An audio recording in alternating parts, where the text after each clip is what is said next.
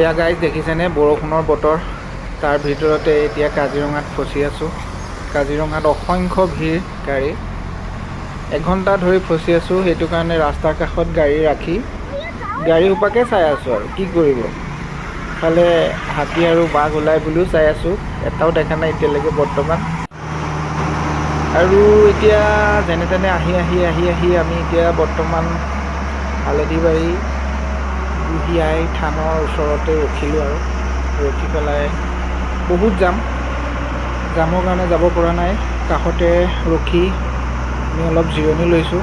আৰু এয়া দেখিছে ট্ৰাকবিলাক।